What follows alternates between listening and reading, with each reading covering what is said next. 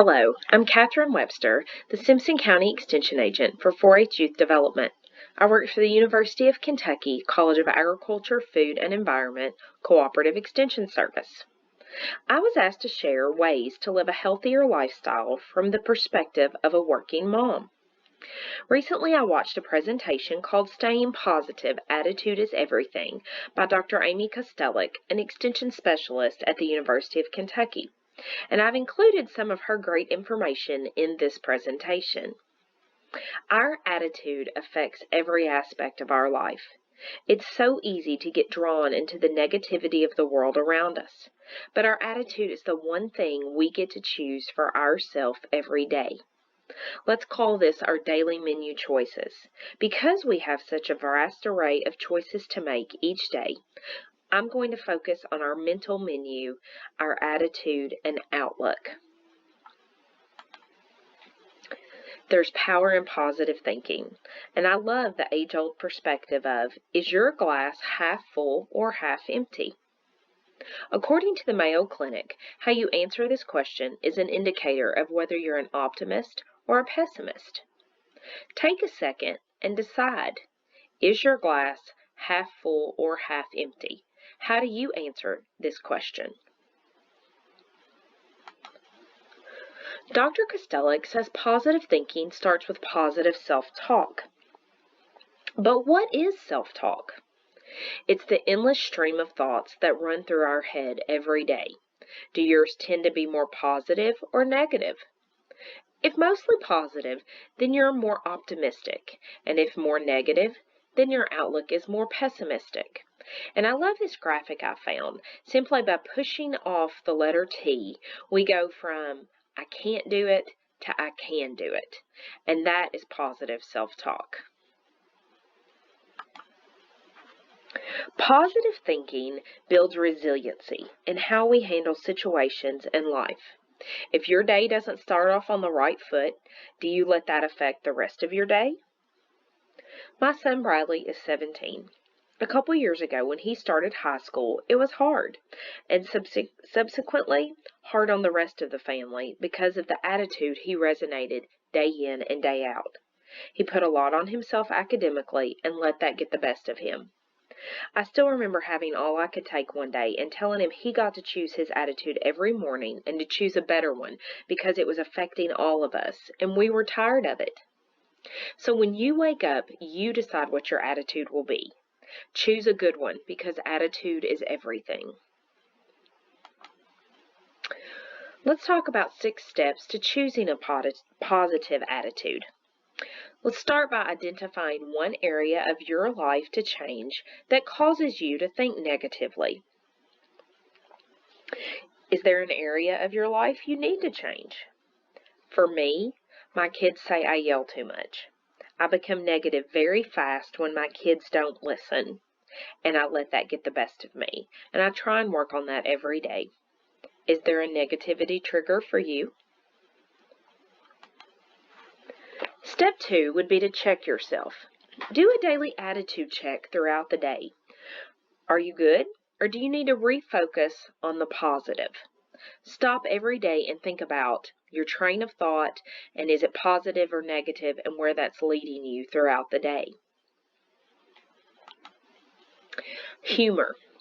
Who doesn't need a good laugh throughout the day? We actually need several. I was in my bedroom putting this presentation together and I heard my husband laughing. Our 7-year-old had told him a joke, so I wanted to include it. Why did the cell phone need glasses? Because it lost its contacts. Laughter improves our mood and has a lot of positive effects on our emotional and physical self. And in our house, our 7-year-old Neely keeps us on our toes and laughing a lot. You can take one look at her here and see the attitude that she radiates every day. Step 4 in a positive attitude and positive thinking is the hardest for me, and that's embracing a healthy lifestyle. Do you get 7 hours of sleep a night? Are you physically active on a regular basis? Do you eat a well-balanced diet? By now you can probably tell that my family is my source of laughter, especially the third child. We were in town shopping one day. My husband dropped us off at the pet store while he ran to the hardware store. We were standing in front of the pet store waiting for him to pick us up, and I looked behind me to see Neely doing yoga on the sidewalk. I have no explanation because we are not a family that does yoga, so we just had to laugh about it. So ask yourself these questions. Do you get 7 hours of uninterrupted sleep? Do you get 150 minutes of physical activity every week that gets your heart beating faster? And do you eat a balanced diet? Again, to me, these are some of the hardest things to tackle when we look at our positive attitude and embracing the healthy lifestyle. I will mention menu planning. And again, really, embracing a healthy lifestyle, it's almost a whole other program in itself. But menu planning is one thing that's pretty important to me and something that is necessary in our house. So I just wanted to share some tips. You have to plan your mental menu, your diet, your physical activity. You have to do it all. And depending on your family dynamics might determine how necessary planning is for you. Do you work outside of the home? Do you have kids at home? All these different things are factors. In my house, in a normal year, I work some nights and weekends. My husband works 24-hour shifts, and our kids range in age from 7 to 17. They attend 3 different schools, and they're all participating in different extracurricular activities. So when the pandemic hit, every day for several weeks, Mom, what do we have tonight? They were so used to being on the go that it took them a while to kind of unwind and not plan so much. The one thing that my husband does request is a family calendar. So you can see a picture here of ours. It's large, it's a dry erase, and it hangs in our kitchen.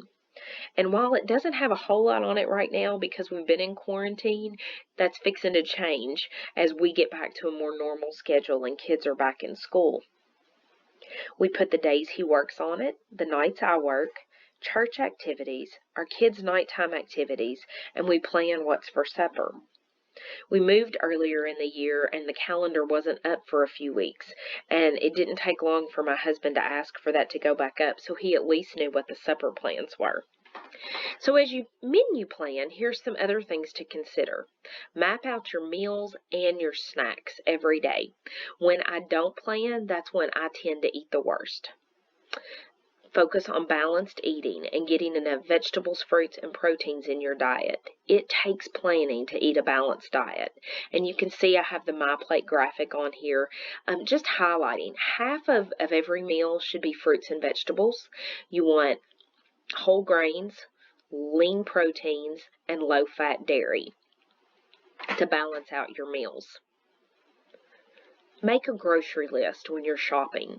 Impulse buying can be avoided by ordering online for a grocery pickup, which is a relatively new concept for a lot of us. Don't shop when you're hungry. And meal prep. I have a picture on here of some partitioned off freezer containers. They're a great investment, a great way to use leftovers, and a great way to help you plan your meals, whether you're going to take lunch to work with you, take snacks with you when you go, cook extra and freeze for days that you know you won't have as much time to prepare dinner. So again, these are just some tips that tend to help us kind of stay on track and meal menu plan. Tip 5 would be to surround yourself with positive people. Connect with friends and family that are positive. We tend to act like those that we are around most often. So I just incorporated some pictures that I had on my phone. The first one is of my best friends, Kathy and Christy. We've been friends since I was 16, and our sons were all born within a year of each other. Now that our kids are a little bit older, we make a point that one weekend out of every year we take them to do something. So last year we went to the Opryland Hotel to the new water park, and one evening we were browsing through the shops and we found these fun pot holders. Kathy says most likely to microwave. Somehow she managed to catch taco shells on fire one night when she was warming them in her oven, so she's definitely not the cook. Mine says, I'm not bossy, I am the boss. And my friend Christy says, you want a piece of me, and it's got pie slices on it. So again, we are laughing a lot and constantly finding humor in things that we do together. The next picture is of my sisters and my mom, who's 82 years young. She recently had a stroke that was caused from a blood clot, and within 4 days, she was able to walk out of the hospital. Definitely a resilient lady with great genes that I'm glad I inherited, because I certainly hope I look like her when I'm 82 years young. The next picture is of my husband, Michael, and I. We just celebrated our 20th anniversary in quarantine with our children, which wasn't exactly our plans, but we laughed about it throughout the day. We went on vacation earlier in the year to the beach, and my request for our 20th anniversary was family pictures on the beach. And so in the middle of those pictures, he thought it would be funny to jump on my back instead of me getting on his back, and so we had a good laugh about that. And then last picture that you see there is my coworkers. And, prior to the pandemic, there are weeks that I see more of them than I see my own family. We make a great team. We've worked together for several years, and we laugh a lot. This picture, last year I had a door propped open at the extension office, and a squirrel came in. So that kind of became our unofficial mascot. It took us 3 days to catch that squirrel and for Jason to remove it from the office. It was close to Christmas time, so we had fun with it. We made a Christmas tree out of empty shotgun shells and ornaments, squirrel ornaments.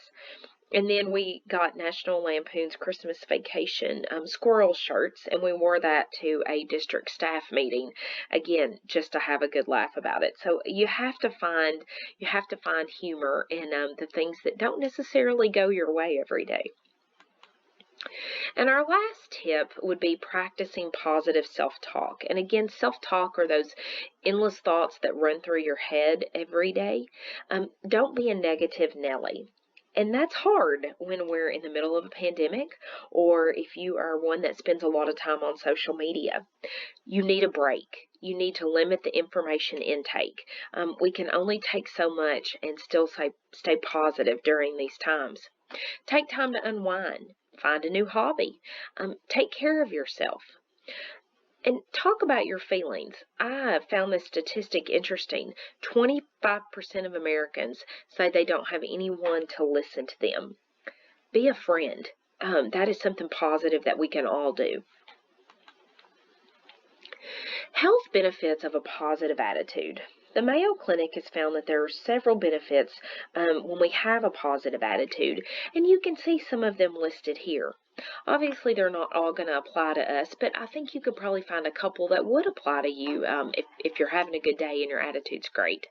Lower rate of depression, a lower rate of stress, negative stress.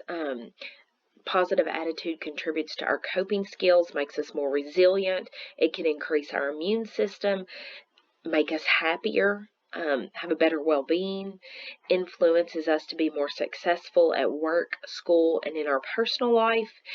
And it has an effect on that mind-body connection, and that the relationship there. I thought this was a cute graphic. All the different emotions, all the different attitudes of those emojis, and we can probably relate to all of them at some point throughout the day. How to become a more positive person.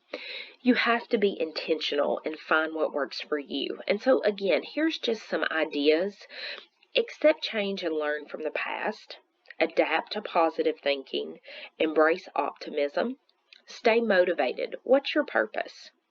Find what energizes you and that keeps you going every day. Accomplish goals.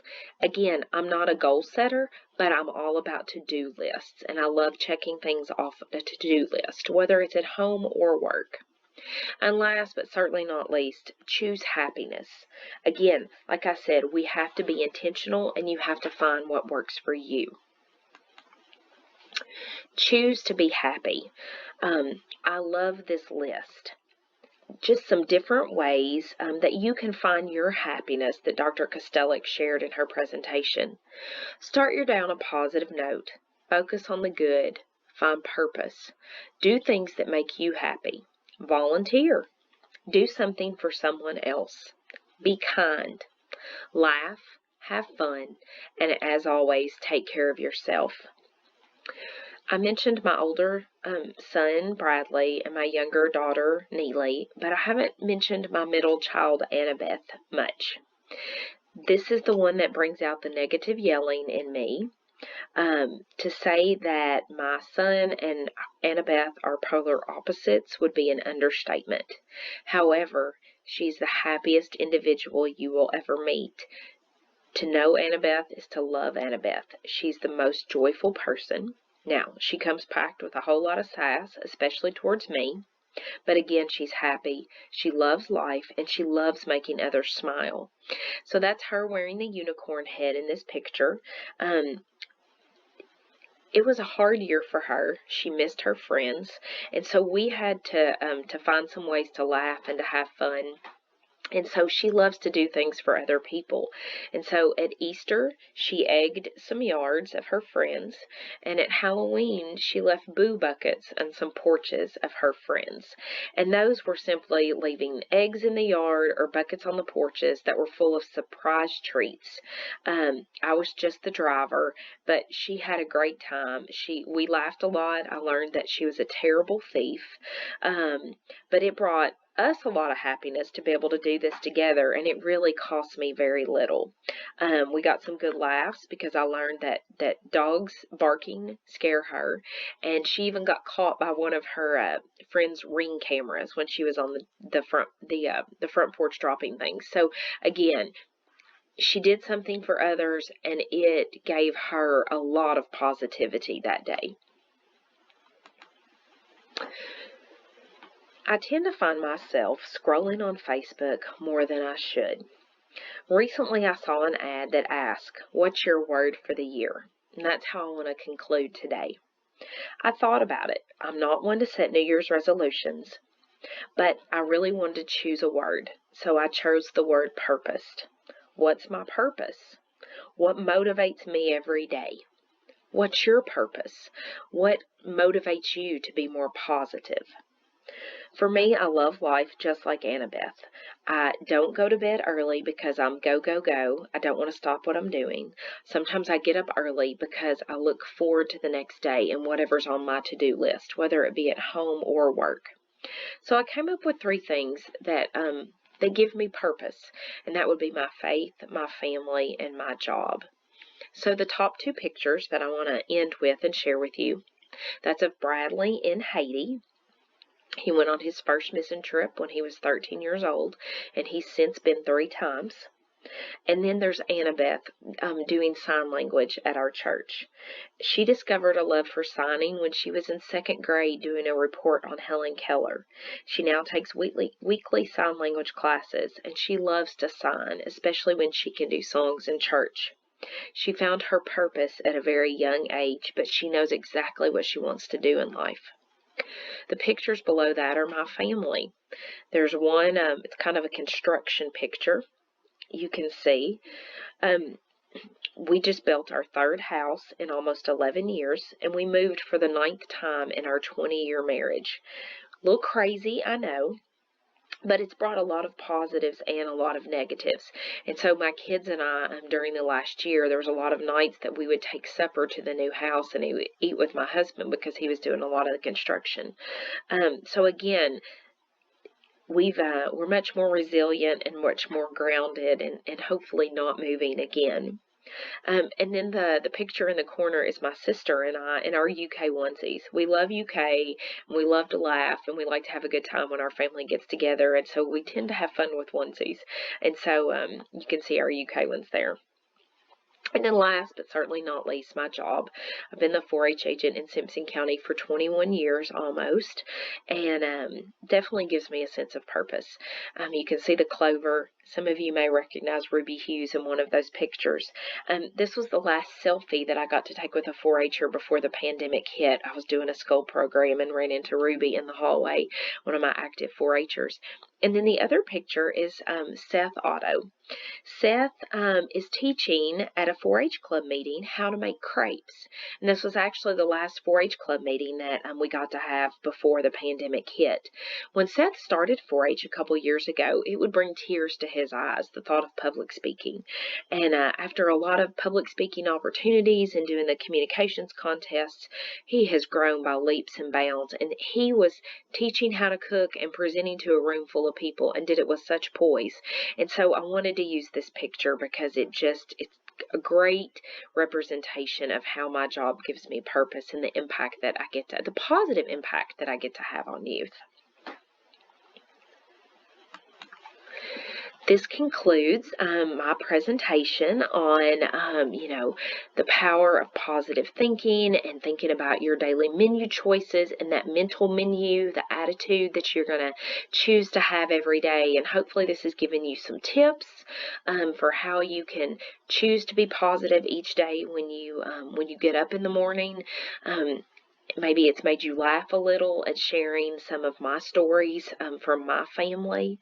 But I couldn't get quite everything I wanted in this PowerPoint. So if you will drop me your mailing address via email, and I've got my email on here, the Extension office will mail you a healthier lifestyle packet.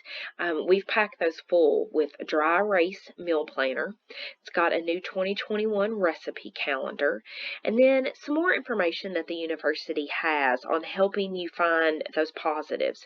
Some information on laughter, on stress, on hobbies, and a lot more information on nutrition and choosing, healthier choices and meal planning. So if you'll drop me an email and send me your address, I'll be glad to drop one of the healthy lifestyle packets in the mail to you, or you can stop by the Extension office.